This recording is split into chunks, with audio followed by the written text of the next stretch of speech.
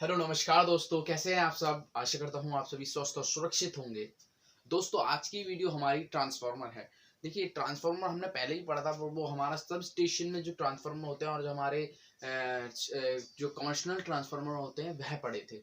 आज ट्रांसफार्मर का पूर्ण रूप से सब चीज की जानकारी लेंगे कि क्या चीज क्या है, क्या चीज कैसे बनी हुई होती है और यह किस तरह काम करता है, किस तरह यह कार्य करता है। तो चलिए देखते हैं ट्रांसफार्मर। देखिए, ट्रांसफार्मर, इसका परिचय देख लेते हैं। इंट्रोडक्शन है। यह एक ऐसा यंत्र है जो एसी ऊर्जा को एक स्थान से दूसरे स्थान पर स्थानांतरित करता है। एक स्थान से दूसरे स्थान पर स्थानांतरित करता है एवं यह वोल्टेज को ज्यादा वह कम दोनों का कार्य करता है। यह देखिए, ट्रांसफॉर्म दो तरह के होते हैं, स्टेप अप और स्टेप डाउन। या आगे देखेंगे स्टेप अप और स्टेप डाउन किस तरह होता है, क्या कार्य करता है, कैसे होता है। तो आगे देखते हैं। एवं अन्य बहुत से कार्य करता है। और भी कई तरह के ट्रांसफॉर्मर होते हैं जिनके कार्य अलग अलग होते हैं। देख सकते हैं, यह है हमारा इमेज में ट्रांसफॉर्मर है। ट्रांसफॉर्मर में हमारे दो भाग होते हैं। देखिए, यह हमारा है कोर और ये जो रेड रेड में है यह हमारी वाइंडिंग है। वाइंडिंग इसमें दो होती है, अभी आगे जब हम पढ़ेंगे इसे अभी बताएंगे। और यह जो हमारा जिस सिद्धांत पर वर्क यह हमारा जिस सिद्धांत पर वर्क करता है वह है अन्योन्य प्रेरणा, mutual inductance. Mutual inductance work किस तरह करता है यह देख। म्यूचुअल इंडक्टेंस कैसे कार्य करता है, म्यूचुअल इंडक्टेंस कैसे कार्य करता है, क्या होता है, कैसे होता है। तो चलिए इसे देख लेते हैं। पहले हम ट्रांसफॉर्मर बनाते हैं, है ना।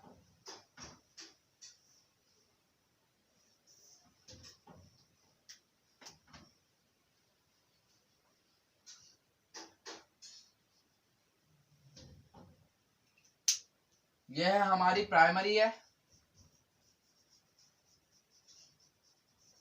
यह हमारी प्राइमरी है और यह हमारी सेकेंडरी है।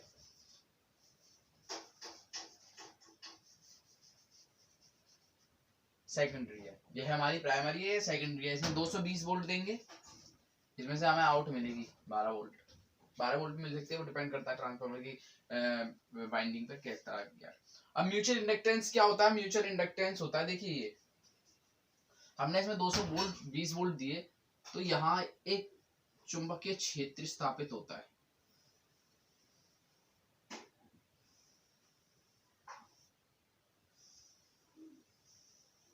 चुंबकीय क्षेत्र स्थापित होता है दोनों तरफ ही,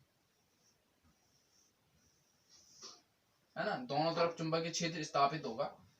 यही चुंबकीय क्षेत्र जो होता है यही अन्योन्य प्रेरणा का सिद्धांत है। यानी कि हम प्राइमरी में जैसे ही वोल्ट देंगे, किसी कुंडली में जब हम किसी वाइंडिंग में किसी भी कॉइल में जब हम वोल्टेज देते हैं, उसके आसपास की एरिया में जो मैग्नेटिक बनता है, मैग्नेट जो बनता है वही हमारा म्यूचुअल इंडक्टेंस कहलाता है। ट्रांसफार्मर हमारा इसी सिद्धांत पर कार्य करता है, म्यूचुअल इंडक्टेंस के सिद्धांत पर। यह तो हमने समझ लिया कि म्यूचुअल इंडक्टेंस है क्या और ये किस तरह कार्य करता है। और एक और बात, यदि हम 220 वोल्ट दे रहे हैं तो हमें वोल्टेज मिल रहे हैं। अगर 220 वोल्ट की जगह पे हम 100 वोल्ट देते हैं तो हमें वोल्टेज हो सकता है कम मिले या एम्पियर कम मिले। ये डिपेंड करता है हमारे वोल्टेज देने पर कि क्या चीज कम मिलेगी हमें। तो यह भी कह सकते हैं कि वोल्टेज बढ़ाने के साथ साथ म्यूचुअल वोल्टेज बढ़ाने के साथ साथ चुंबकीय क्षेत्र मैग्नेटिक फ्लक्स बढ़ता चलता है। वोल्टेज बढ़ाने के साथ साथ, तो वोल्टेज घटने के साथ साथ वह घटता रहता है। यानी कि हमने 220 वोल्ट दिए तो हमें यहां तक मिल रहा था और अब हमने जब 100 वोल्ट दिए तो हमें यहां तक मिलेगा। यह वोल्टेज बढ़ने के साथ बढ़ेगा और वोल्टेज घटने के साथ ही घटेगा। अब आगे देखते हैं हम कि इसकी मैन्युफैक्चरिंग के बारे में बात करते हैं। मैन्युफैक्चरिंग क्या क्या है, तो इसे मिटो देते हैं। देखिए, आप समझ लेते हैं कि हम जो हमारा ये ट्रांसफार्मर होता है इसकी मैन्युफैक्चरिंग किस तरह होती है। इसके जो भाग हैं इनको हमने भागों में बांट के समझेंगे। तो आप ये समझ लेते हैं। देखिए, ये मैंने ट्रांसफार्मर बना रखा है ना। ट्रांसफार्मर के देखिए इसमें मैंने बता भी रखा है, दो भाग हैं, इनको हम तीन में डिवाइड कर लेंगे। किस तरह अभी आगे देखते हैं। पहला भाग है हमारा कोर। ये सब जो एरिया है ना, ये सब और ये वाला जो एरिया है जो डॉटेड है, यह सब हमारा कोर है। पहला हमारा हो गया इसका कोर। कोर। कोर, देखिए कोर जो है ना वो किस मटेरियल का बनता है, यह भी कई बार पूछ लिया जाता है, कोर किस मटेरियल का बना होता है। कई जो हमारे स्टूडेंट होते हैं वो कंफ्यूज हो जाते हैं कि ये लोहे का बना होता है। नहीं, लोहे का नहीं बना होता। कोर का जो मटेरियल होता है वह हमारा होता है सिलिकॉन स्टील।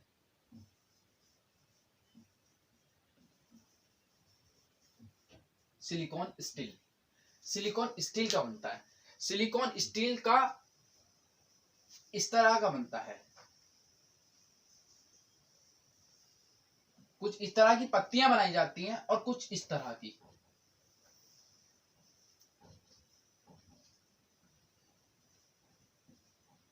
इस तरह की पत्तियां बनाई जाती हैं सिलिकॉन स्टील की।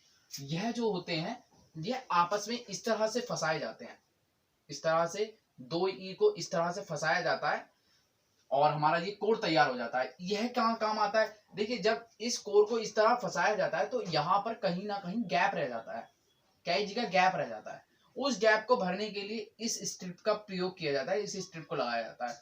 ट्रांसफार्मर में एक वो महत्वपूर्ण बात बता देता हूँ कि ट्रांसफार्मर की जब वाइंडिंग, जब ये कोर की मैन्युफैक्चरिंग होती है तो उसमें एक बहुत बड़ी बात होती है जिसका ध्यान रखा जाता है, वो होती है कि ट्रांसफार्मर हमारा कहीं से ढीला ना हो।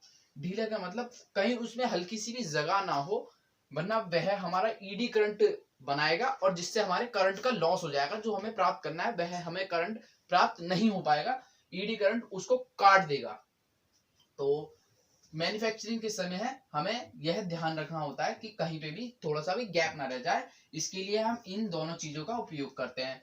और कई बारीक जगह रह जाती हैं जिसमें यह भी नहीं लग पाती, वहां पर हम लगाते हैं वार्निश। वार्निश होती है, देख सकते हैं वार्निश होती है इस तरह की, मैं इमेज लगा देता हूं अपने बोर्ड पर। वार्निश होती है इस तरह की, इस वार्निश को चारों तरफ इसका लेप कर दिया जाता है, ट्रांसफार्मर के चारों तरफ लेप कर दिया जाता है, इसके चारों तरफ लेप कर दिया जाता है इसका, जिससे ईडी करंट नहीं बन पाता। यह तो था कोर की बात। अब हम समझते हैं दूसरा जो है हमारा, वो है हमारा वाइंडिंग। वाइंडिंग किस तरह की होती है, वाइंडिंग। तो दूसरा है हमारा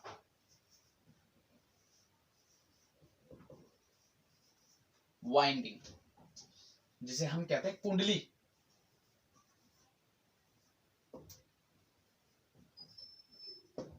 कुंडली, वाइंडिंग कुंडली है ना। यह भी दो भागों में बटी हुई है। पहली है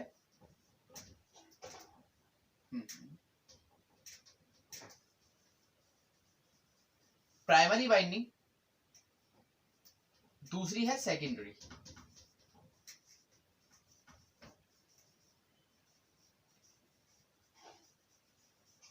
सेकेंडरी वाइंडिंग, दो वाइंडिंग हो गई, प्राइमरी वाइंडिंग और सेकेंडरी वाइंडिंग।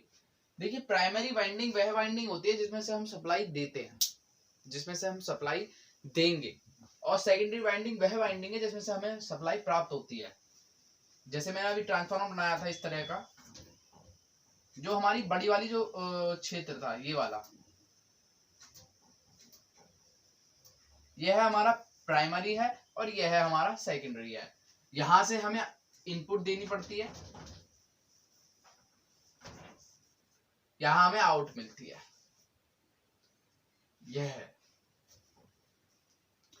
यह तो हमने समझ लिया, प्राइमरी सेकेंडरी का सब कुछ समझ लिया।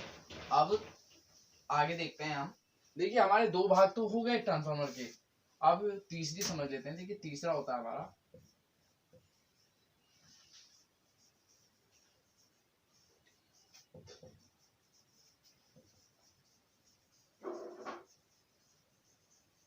Insulating material. इंसुलेटिंग मटेरियल का उपयोग कहाँ होता है, देखिए ये कोई ज्यादा डिटेल में नहीं बताता, मैं बता देता हूँ। इंसुलेटिंग मटेरियल का इन दोनों कॉइल्स के बीच में गैप करने के लिए लगाया जाता है। इन दोनों कॉइल्स के बीच में, देखिए ये जो था ना, ये ट्रांसफार्मर, अब इन दोनों के बीच में गैप करने के लिए यहां लगाया जाता है।